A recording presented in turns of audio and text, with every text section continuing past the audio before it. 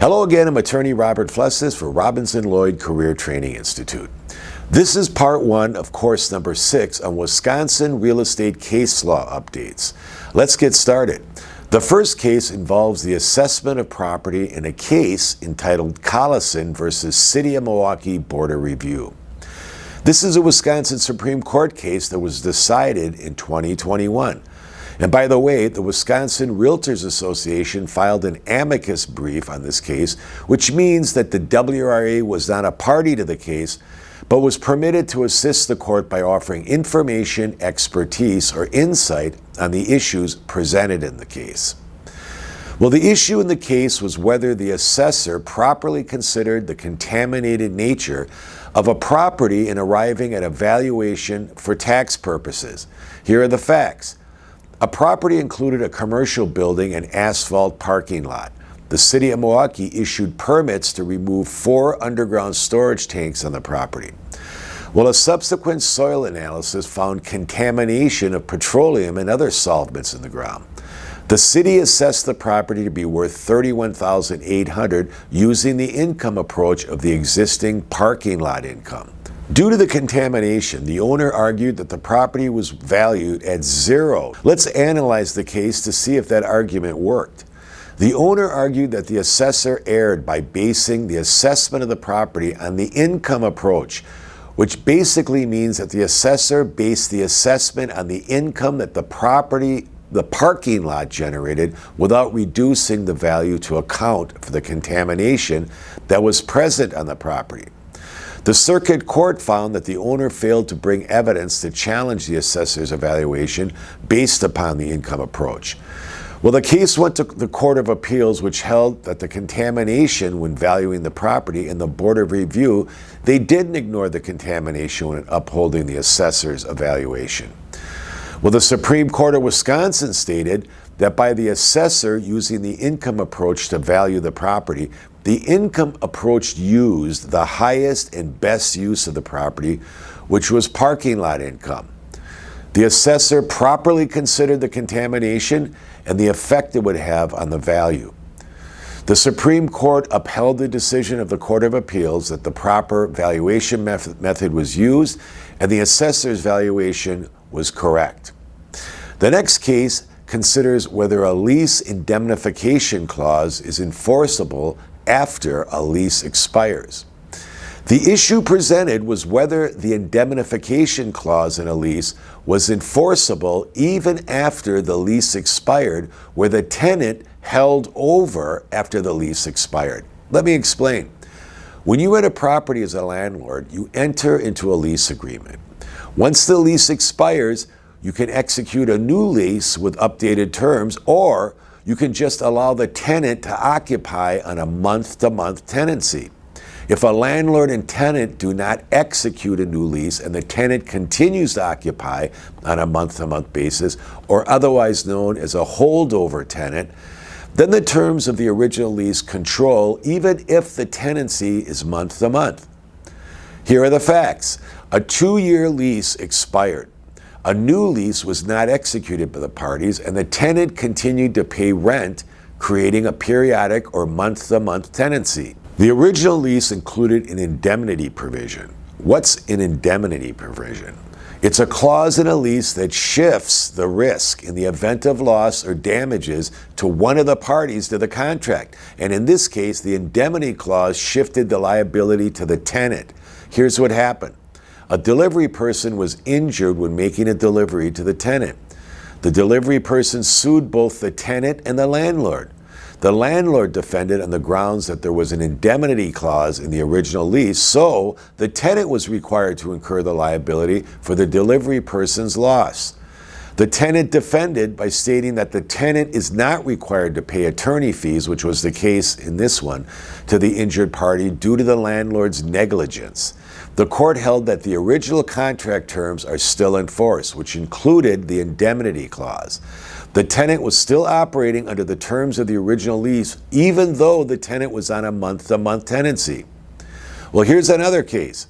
How is a high water mark on a lake measured for purposes of establishing the setback requirement when building a home on lakefront property?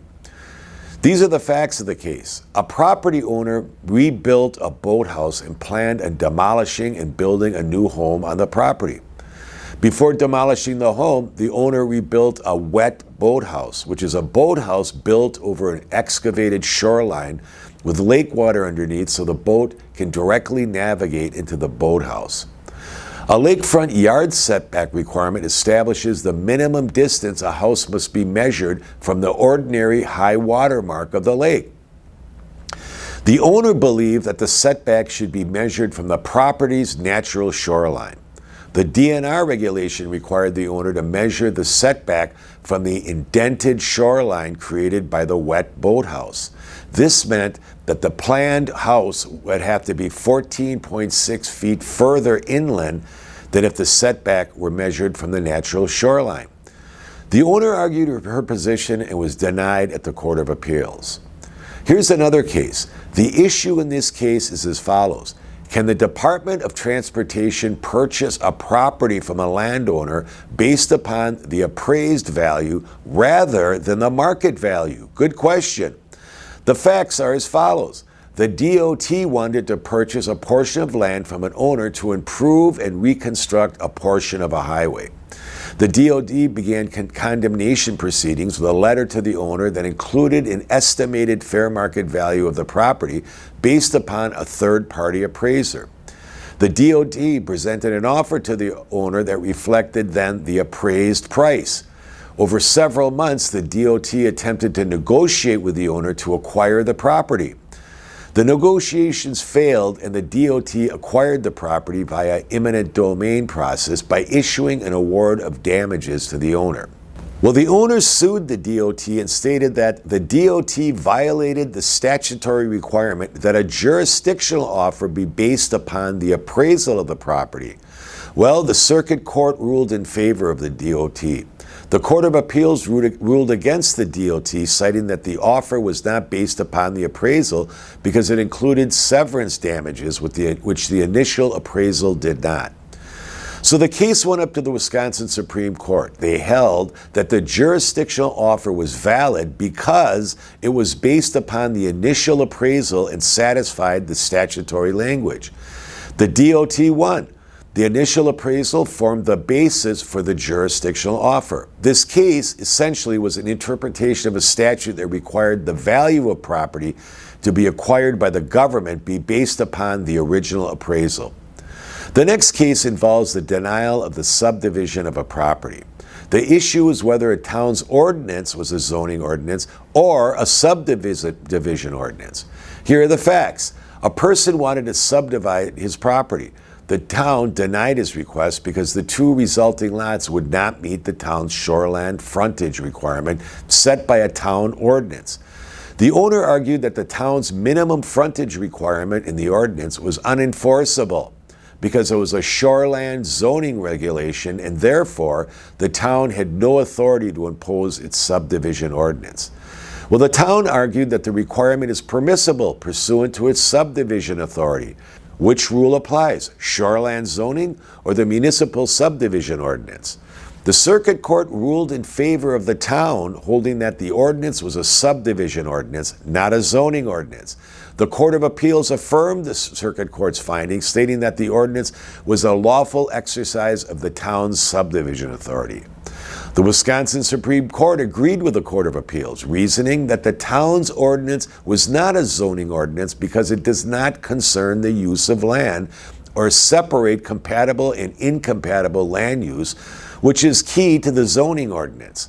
Therefore, the ordinance was a subdivision ordinance. This was another case where the courts interpreted an ordinance. The next case involves the granting of a permit for a recreational vehicle campground. The issue here is as follows. Was the granting of an RV campground within the county board's authority under a correct legal theory, acting in a manner that was not arbitrary, oppressive, or unreasonable? Was the decision based upon the board's will rather than the judgment based upon a reasonable conclusion of the evidence in the record?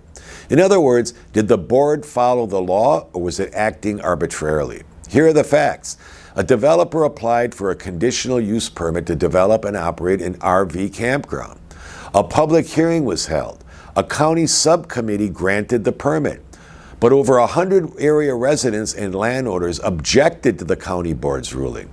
The objectors argued that 1, this would result in adverse effects on the surrounding property values. 2, the campground would generate noise and dust from campfires. 3, there would be groundwater contamination from the septic system being used at the campground. 4, there were high traffic concerns. 5, safety concerns. And 6, the development would change the character of the neighborhood from a quiet area to a busy tourist attraction. The board denied the objection but modified the conditions. The objectors argued that the factors used by the board were only the minimum criteria listed in the ordinance. There was a minimum criterion that had to be followed by the board. The board, they claim, modified 2 of the permit conditions. The court ordered the case back to the board to modify their permit conditions. The conditions were modified and the court approved the modified permit. The case went to the Court of Appeals, which ruled that the board exercised their jurisdiction and that the board's decision was based upon a correct theory of the law by correctly applying the ordinance. The court approved the modified permit. The issue for this next case is setting a price for the right of first refusal. CV had the right of first refusal for a property in Ripon, Wisconsin, and owned by Archer Daniels Midland. However, ADM was negotiating with United to sell the Ripon property and 3 other parcels that ADM owned in Wisconsin. When CV found out about the negotiations, it informed ADM of its first refusal rights on the Ripon property. United made an offer of $20 million on the Ripon property. CV did not match the offer, and ADM and United closed the deal for the Ripon property. So CV, of course, sued both ADM, the seller, and United, the buyer, seeking their right to first refusal at a lower price. The circuit court found that the sale was a sham, determined the price to be $16.6 million, and granted CV 15 days to exercise his right of first refusal. ADM and United appealed to the Wisconsin Supreme Court. The Supreme Court held that the offered price doesn't have to equal the appraised value or market value and remanded the case, meaning the court sent the case back down to the lower court to consider the $16.6 million exercise right by CV. The bottom line here is that the first refusal price can be more than the appraised value. It can be based upon the market value. Well, that's it for part 1 of course 6, and I'll see you in the next video.